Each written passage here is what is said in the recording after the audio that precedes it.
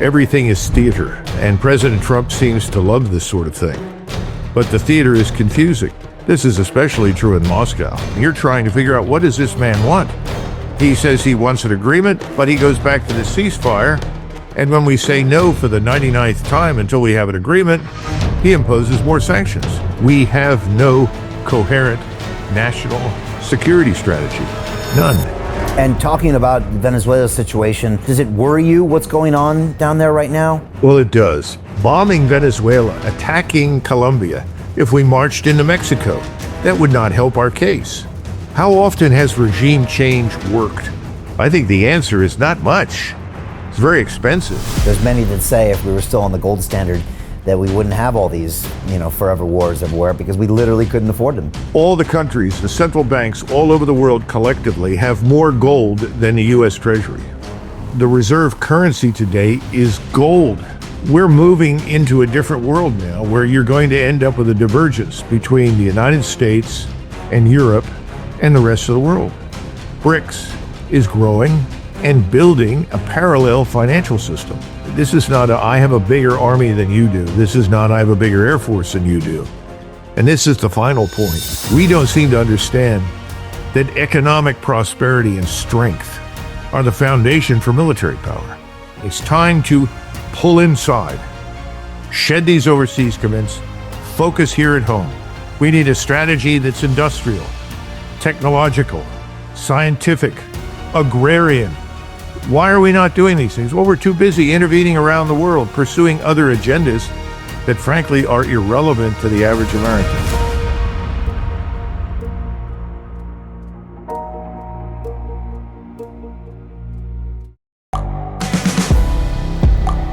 The world is changing. Inspiration is everywhere. It has never been so easy to connect, share, and bring people together. We're learning from others and finding the best in ourselves. Challenging our beliefs. Sharing our vulnerability. Overcoming our fears.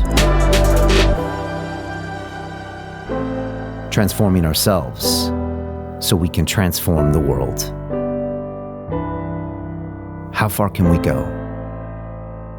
This is London Real. I am Brian Rose. My guest today is...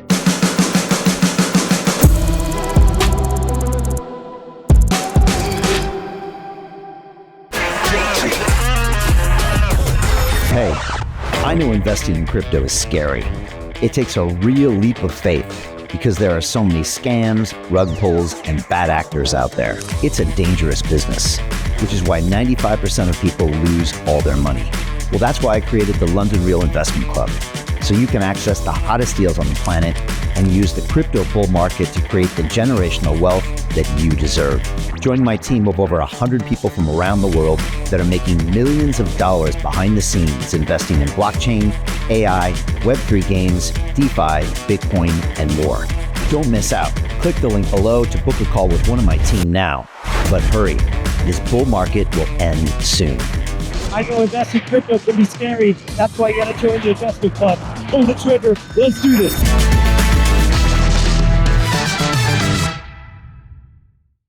This is London Real. I am Brian Rose. My guest today is Colonel Douglas Macgregor, the decorated U.S. Army combat veteran, military strategist, and former senior advisor to the Secretary of Defense.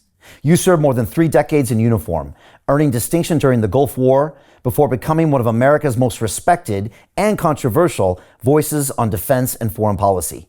You've long warned that Washington's reckless interventions have drained U.S. power, destabilized entire regions, and pushed the world to the edge of catastrophe.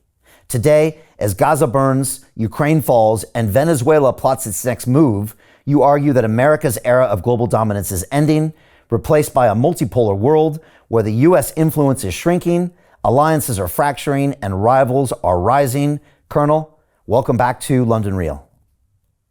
I'm happy to be there. Thanks. Colonel, I'd love to go to a section of the world that we haven't been talking about in the last 6 months, and that's what's happening now in the Gulf. We've seen Venezuela now seem to be kicking off There was an article in the FT that said its military was preparing for a U.S. strike. We're seeing these drug boats blown out of the water. We're seeing Colombia's president really calling out, I think, President Trump. And now we're seeing, I think, an aircraft carrier moved into the region. I'm really curious what you see going on here and what are the potential implications for the U.S. and the world. Well, admittedly, it is very difficult for people outside the country as well as inside to follow everything that's happening.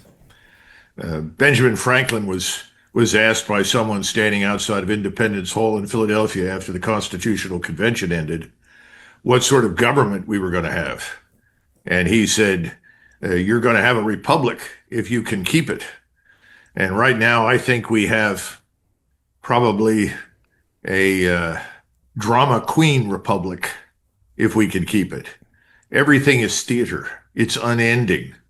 And President Trump seems to love this sort of thing. But the theater is confusing. It sends people in the wrong directions. This is especially true in Moscow. You know, the Russians are very serious people. They take what's happening on their borders very seriously. That's why we have a war. So they don't understand Trump. He suddenly expresses a willingness to meet, but then his staff backtracks and says, well, we've got to go back to a ceasefire, when he realized there would be no ceasefire until we had some sort of agreement hammered out. So he calls up and says, I'm not coming. Well, the Russians interpret that as potentially threatening. Then he imposes more sanctions, again, more threats, although these sanctions, frankly, don't amount to a tinker's dam. But having said that, simultaneously, he's withdrawing U.S. forces from Romania and Bulgaria. And I expect he'll withdraw the forces in Poland and probably Lithuania and elsewhere. Why? Because we're not postured to fight the Russians. No one in the United States has any interest in a war with Russia. I think we have a lot of saber rattling at the moment in Eastern Europe. That will probably continue.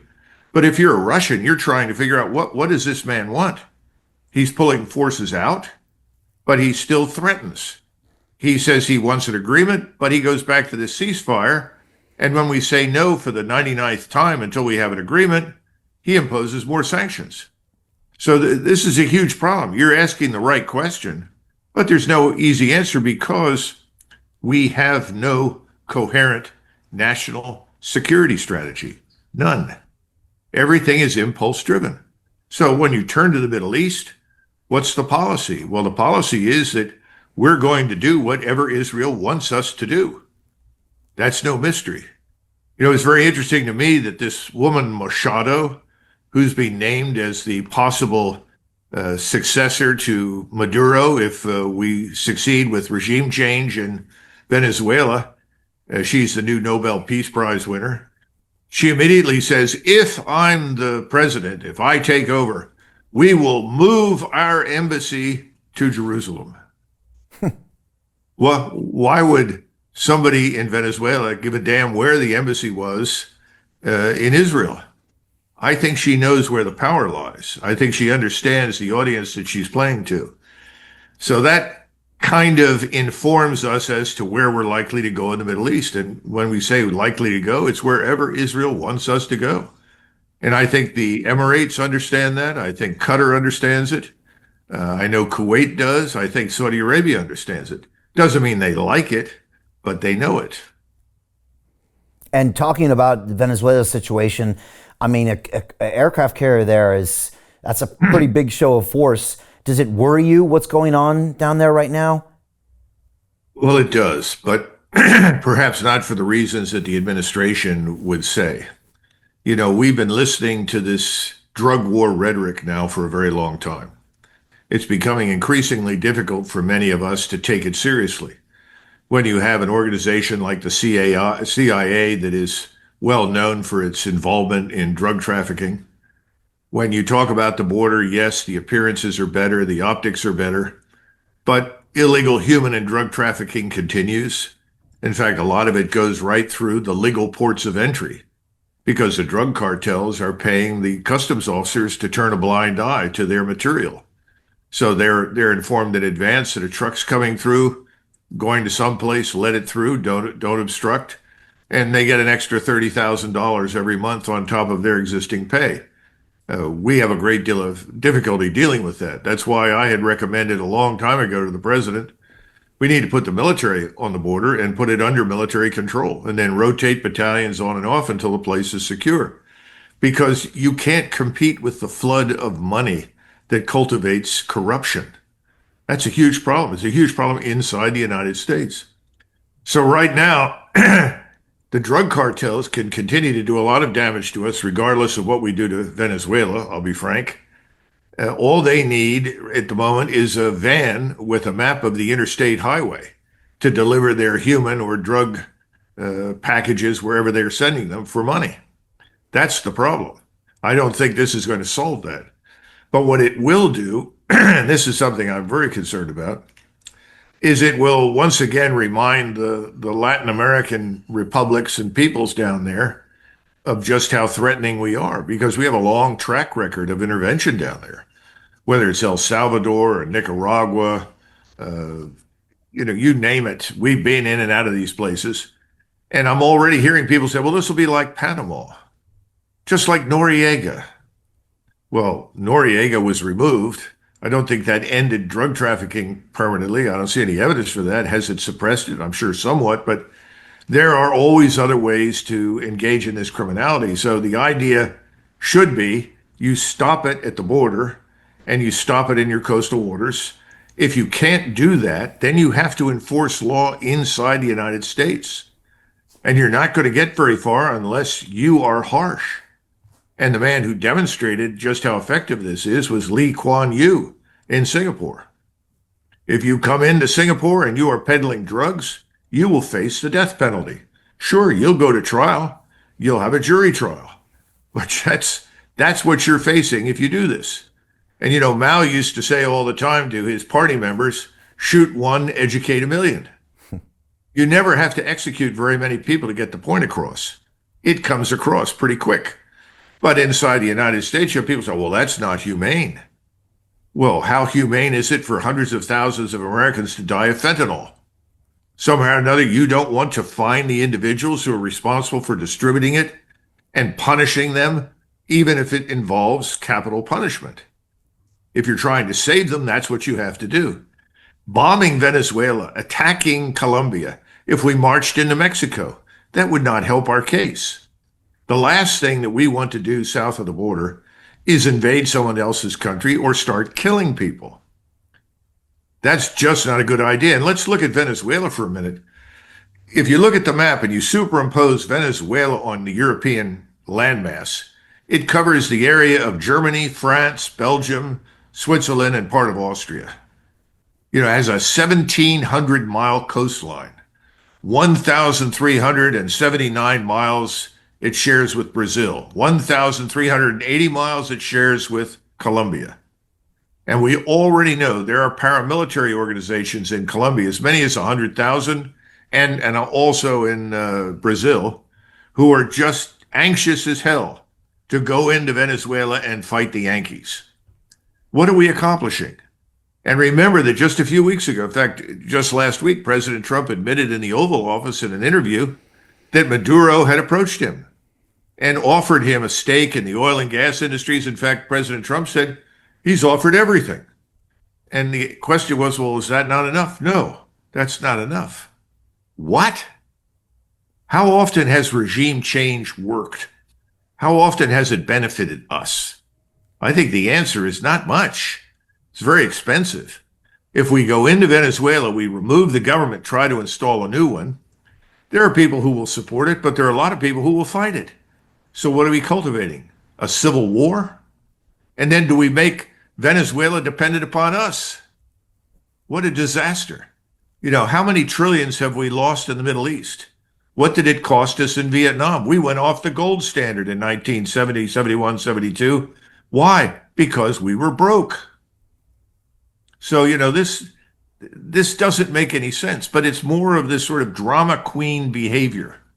And you get these same worn out arguments from people in Washington who aren't even qualified to run a Burger King. And at the same time, what are they doing? They're advising on national brain surgery. This is ridiculous. We don't have a group of professionals, people that really understand anything, rooted in foreign policy, rooted in all the various areas of policy that are important to the American people. In the meantime, 70% of American families live paycheck to paycheck. How can this go on? This can't. Colonel, does classifying the cartels as terrorist organizations, does that accomplish anything? That's a good question. Legally, I suppose in some ways it does. I'm someone who always felt strongly if we were serious about this, we would effectively declare war on the cartels.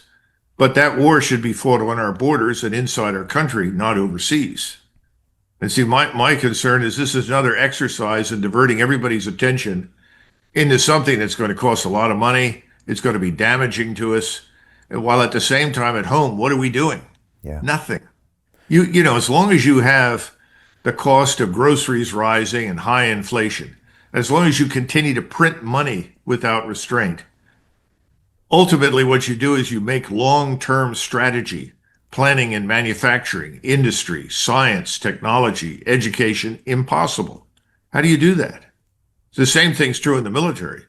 I keep trying to tell people, if you exercise restraint, back away, shed these overseas commitments, and focus on the military over the next 10 years with a strategy that is designed to adapt us to a new world, new technology, new societies. If you'll exercise that restraint, you'll have a lot of capability in 10 years that'll put you far ahead of everyone else. We won't do it. We're always back in there using what we have over and over and over again. And you've got families inside the military that are on food stamps. They can't feed themselves. They're not paid enough. And everybody says, well, the military's paid too much. Well, you have to look at where the distribution of funds goes in the military, and it doesn't go to the families of servicemen at the lowest level that have to man the ships, that man the equipment, that continuously deploy. So we got a lot of problems, but no one really wants to address them. Yeah, there's many that say if we were still on the gold standard that we wouldn't have all these, forever wars everywhere because we literally couldn't afford them. You'd actually have to choose between feeding your citizens and giving them protection and fighting overseas. But now when you can print money at will, you can go do a lot of things that maybe you shouldn't be doing. Well, how do you persuade the government that energy security and food security are absolutely vital and essential? They should come before everything else. And we're not doing that. We really are not. We need to focus on those things like a laser because the population is not going to sit around and take it forever. Lenin used to say every society is 3 meals away from a revolution. Let the supply chains break down for a short time or even a long time. You'd be surprised what will happen inside the United States when people aren't certain that they can eat, when they can't afford things, when they can't pay for gasoline, which is quite high right now. It's much lower in many places, but it's very high in the United States, probably higher in Europe. Eventually, that's going to come home to haunt us as well. So I think there's no easy answer other than the hard answer. And when you mention this business about gold, let's face it, the reserve currency today is gold. That's where the world is heading. For the first time, nobody says this in the mainstream media. I don't know why. Nassim Taleb brings it up from time to time, but right now, all the countries, the central banks all over the world collectively have more gold than the U.S. Treasury. Now, if you aspire to be the great superpower that apparently people in Washington want to remain, that should give everybody pause. Now, maybe somebody thinks that we're going to go down to Venezuela, march into the interior, seize the gold mines, and pull out gold. I don't know. I think the Viking Age is over, so I'm not sure that's a good plan. But you got a lot of people thinking in those terms. Yeah, and obviously we've seen the gold price spike recently and a lot of people doing that flight to quality. I was actually in Singapore a couple weeks ago, and our taxi driver was boasting to us that somebody came in the other day with some marijuana and was going to be executed. And, when you're in Singapore, that's just how it is. I think chewing gum is still illegal. And they really set up this regime, and that country grew from a bunch of opium dens and pirates in '65 to the fourth or sixth largest GDP in the world. It's incredible what they built, all by making the citizens accountable. I also spent a lot of time in Dubai. I'll be there on Friday. And that's another place where, there's maybe there's drugs, but I don't know. I've never seen them or heard about them. And I know they'll deal with you. And, they've got that locked down. And I prefer to be in places like that. But in the U.S., like you said, that would be inconceivable, I guess, to do that to the population. I think it is at the moment, but I think it's going to get a lot worse in the future. And I think more and more Americans are going to demand that the law be enforced. We have a problem right now because President Trump, whether he likes it or not, is a lightning rod for many, many issues, even things for which he's absolutely not responsible. So he's an easy person to point to mobilize discontent and hatred. And remember, you've got a lot of people out there. Soros is one of many, but people out there who are willing to fund Antifa or fund anybody who is anti-Trump and resist the federal law. And if you don't enforce federal law, you don't have a country. We had a dispute over that in 1861, and it was brutal. We settled it. If you're not going to enforce federal law, you have a choice. You can change it or you can impose it. Now, Trump wants to impose it. I happen to agree with him. How he's doing it, that's another matter, because everything goes back to this reality TV moment. And what we need from a president right now is not drama. We need explanations. We need rationality. FDR, and certainly not one of my favorite presidents, but FDR was very good at this sort of thing. And he had something called the fireside chats. I think there were only 5 or 6 of them. But he sat there quietly in the Oval Office. He was speaking over the radio, and he said, well, I'm joining you this evening to explain why we need to extend Lend-Lease to our friends in Great Britain. And then he did, very quietly. And everybody tracked through the polling what happened. And overnight, the opposition to Lend-Lease to Britain dropped from something around 60 or 70% down to 30%. That's kind of what we need right now. We need someone to stand in front of the map and say, let me show you where the drug trafficking is happening, where the illegal human trafficking has occurred, and what we need to do to deal with these issues. This is our strategy. Now I'm going to introduce you to the man I put in command of this effort. And by the way, we've been through many, many exercises in the deportation of illegals. Everybody thinks this is new. After the stock market crash, President Herbert Hoover, who was by no means military in his bearing or thinking, deported 9 million Mexicans. Now, did he deport them because he didn't like Mexicans? Absolutely not. But these were people that had come here and stayed here. And he said, I've got to open up the jobs that they are doing for Americans. And you've heard this business, Americans won't do that. That's why we have these people. Well, guess what? When the Depression set in, Americans did all of those jobs. And so his real purpose was, let's get these non-Americans out of here, or they'll become targets. People will say, what are you doing here in my country? Why are you getting this or that? And right now, we're treating all of these illegals as though they were our own citizens. In fact, in many cases, they're being treated better. I think you have something similar in your country right now that's aggravating and annoyed people. You can't ignore the vast base of your citizenry. You have to listen to them. And I think these issues are going to become more acute as our economic position worsens, as our financial position worsens. Colonel, I think Trump is meeting, today, with Xi in South Korea, and apparently he's asking for them to block or limit some of those precursor chemicals going to Mexico, which maybe is involved in fentanyl. Obviously trying to get a trade negotiation going there as well. What do you make of our relationships right now, or relations with China, and that whole tour right now in Asia? Well, before we go to China, let's look at what just happened in Japan.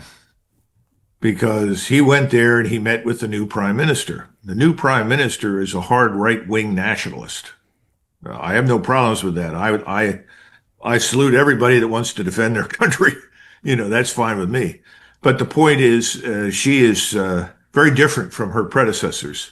She was widely supported by the imperial bureaucracy because that bureaucracy still reports to the emperor, though nobody talks about it. And they are all professionals, and they wanted her because they were tired of Abe sort of vacillating back and forth between what should or should not be done. And they absolutely did not want to bring in millions of people from the Middle East. They're not interested in that kind of immigration. So she meets with Donald Trump, and she tells Donald Trump, we're with you, we'll support you. Japan is already heavily invested in the United States. They've been invested here almost as long as the British. Now, they talked about more investment. Toyota has already stood up and said, I don't know what Donald Trump is talking about, saying we're going to invest billions of dollars in the United States. We're not going to do that. So I think some of the assumptions that he made after he was there are false. But she said, I will nominate you to be the next Nobel Peace Prize winner.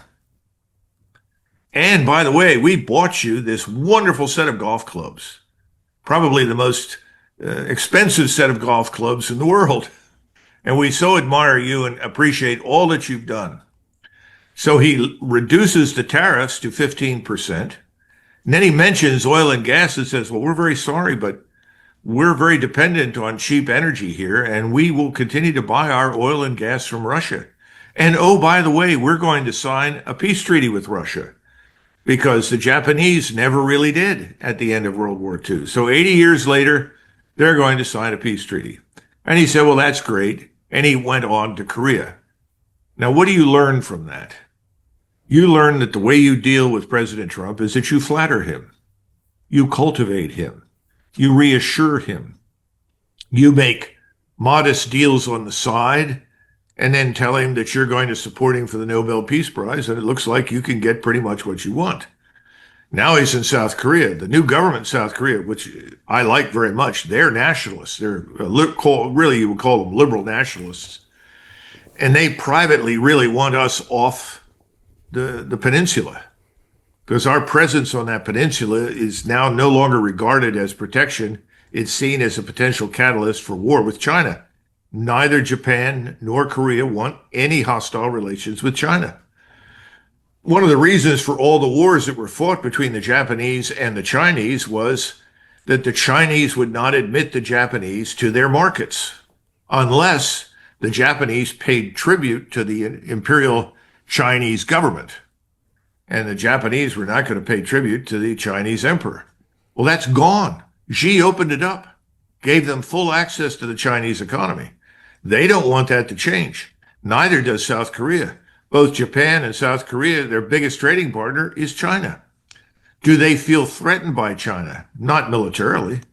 There's no evidence that they see that the Chinese want to invade their countries.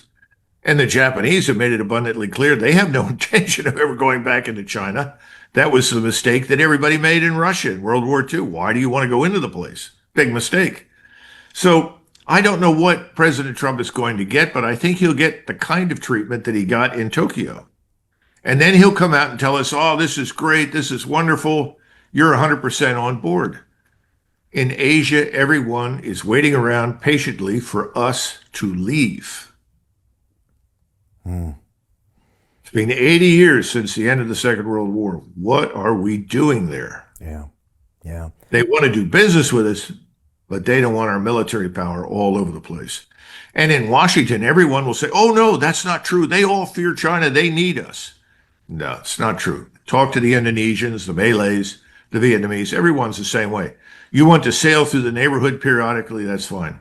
But we're not interested in provoking any wars with the Chinese. And they know how to deal with the Chinese. All of these people have lived together for thousands of years. Let's move over to the Middle East. What do you make of this historic peace deal? Obviously, Trump went there. He spoke at the Knesset. He met with the leaders of Qatar and all the people over there. What do you make of the entire thing? It's another theatrical moment for Donald Trump. Within the last 24 hours, the Israelis killed, I think, 101, 102 Palestinians in Gaza, sudden airstrikes, supposedly in retribution for some alleged ceasefire violation, or because the Palestinians have not given them the remains of Israelis that have died. Of course, finding anybody in that rubble is going to be enormously difficult from now. I've seen sources that say the Israelis have killed 68,000 people in Gaza. I've seen other sources that say 400,000. We have no idea because the place has been reduced to ruins and rubble. Now the Israelis have increased their control from, I think, 53% of Gaza to 58% of Gaza.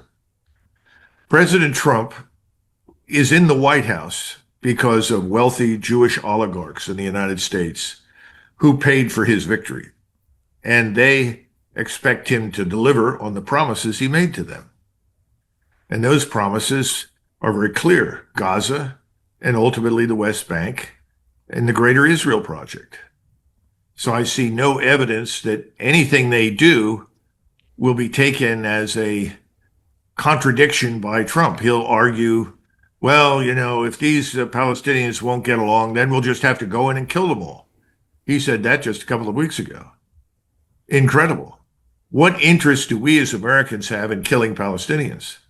Now, sure, you can find people here in the United States, many of whom served in the military, spent time in the Middle East, that may not like Muslims. I've run into that. That's a different issue. But unfortunately, most Americans are just not terribly engaged. It's something that happens far from home. In other words, war is always something that happens on someone else's territory, not ours. They're worried about food on the table, health care, transportation, a standard of living that provides for their families. That's where they are. They're not focused on what we're doing overseas. Not yet. Were you surprised that so many governments came together to sign that treaty, from Egypt to Indonesia to the Saudis and the Qataris and the Emirates? Were you surprised that all of that happened? No. All of the ruling elites in the Middle East are for sale. Everybody knows that. Their populations know it. Just because they showed up doesn't mean that there's great love for us or Israel at the moment, anywhere in the region.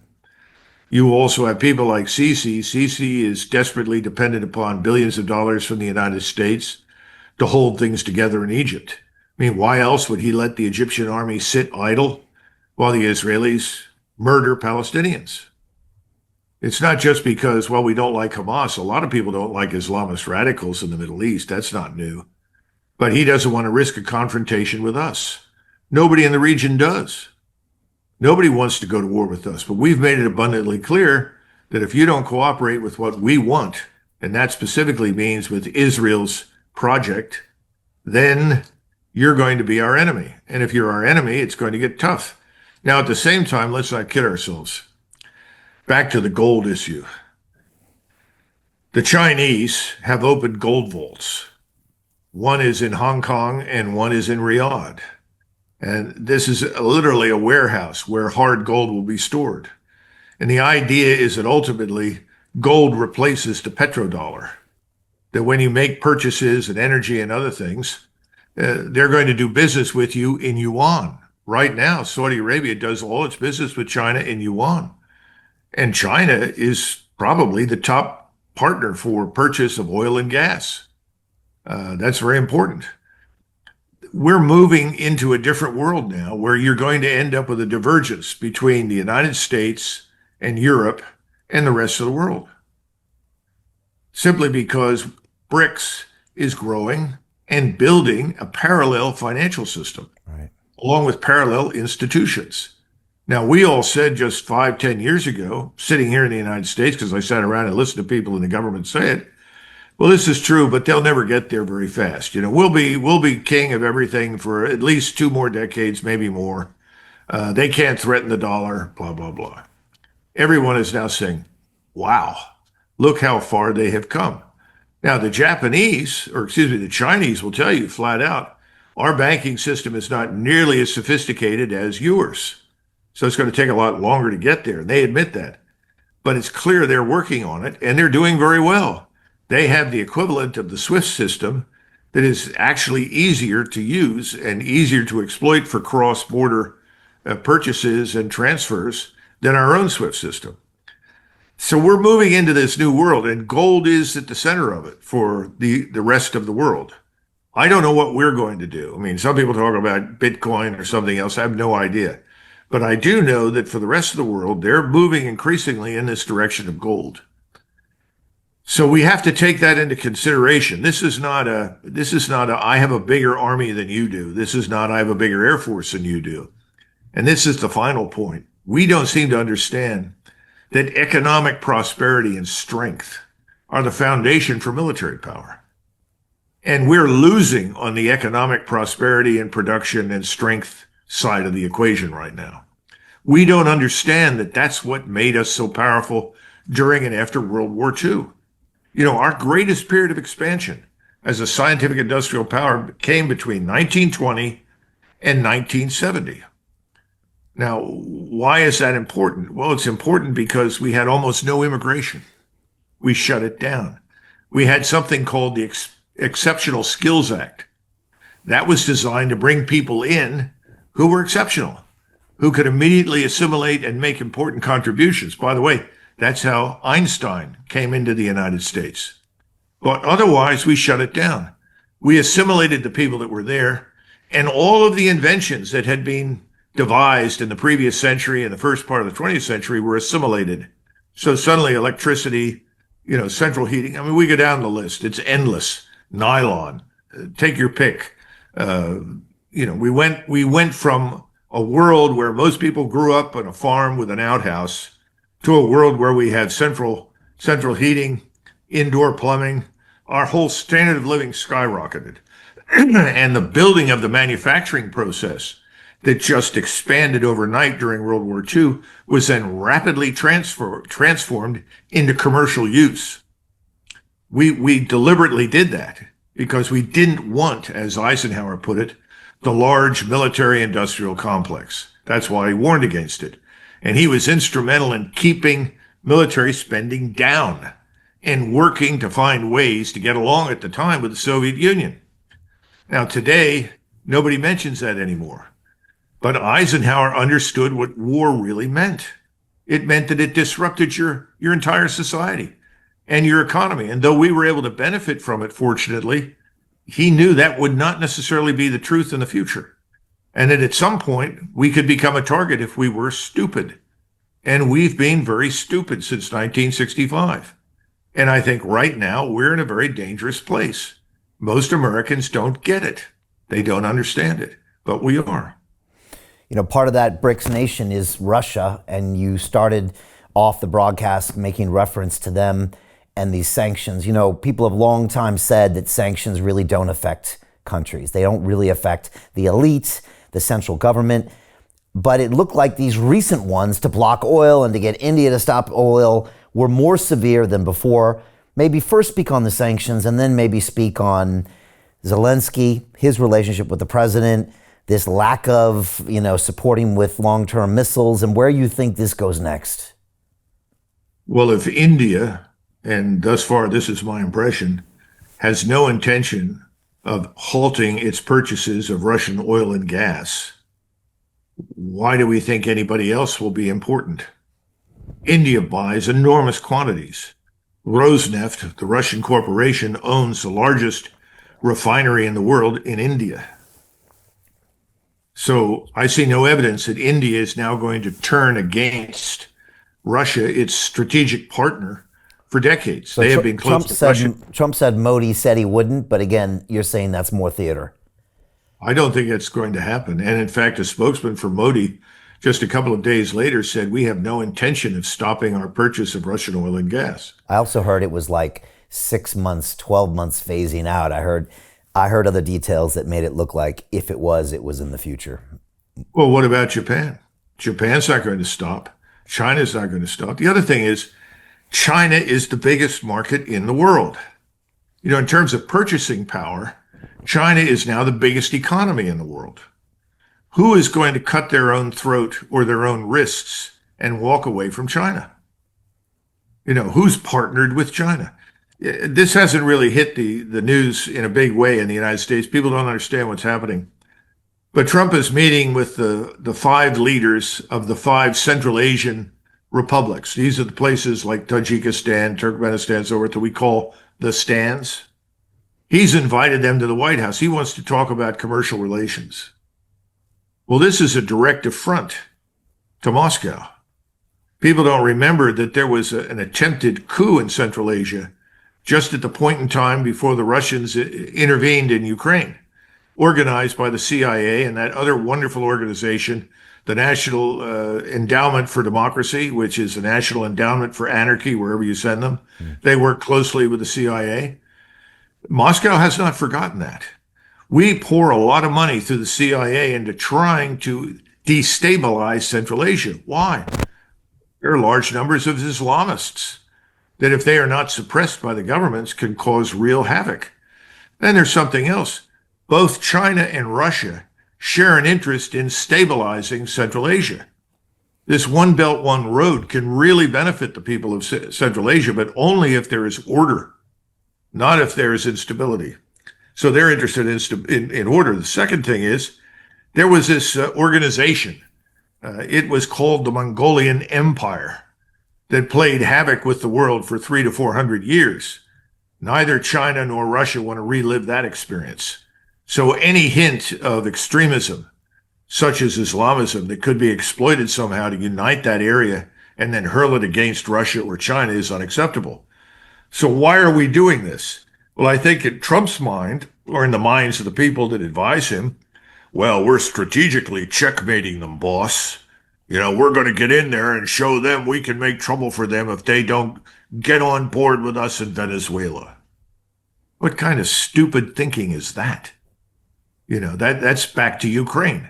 Why are we involving ourselves in a country on Russia's doorstep? That makes no sense at all. The best that we can do is try to alleviate the suffering.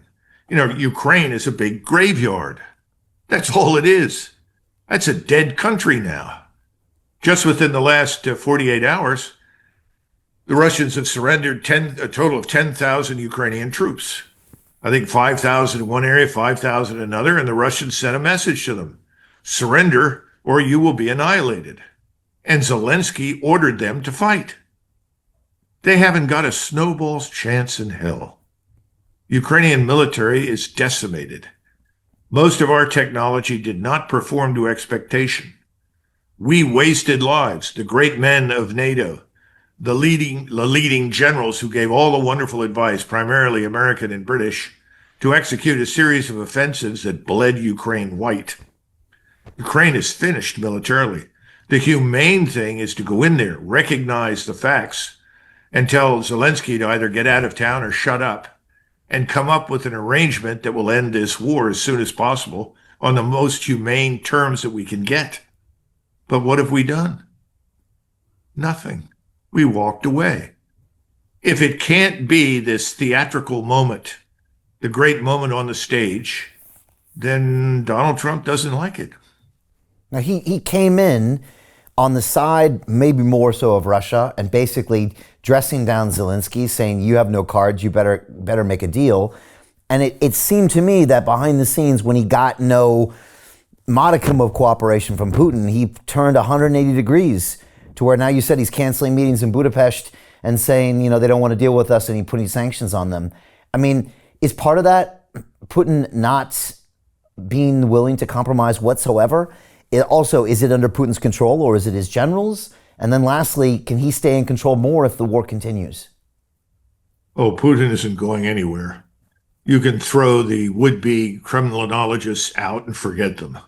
Those people say, oh, well, he could be overthrown. They're out of their minds. He is very solid. He is in control. Don't kid yourself. If anything, the Russians would like him to be a lot tougher than he's been. To continue watching the rest of the episode for free, visit our website londonreal.tv or click the link in the description below.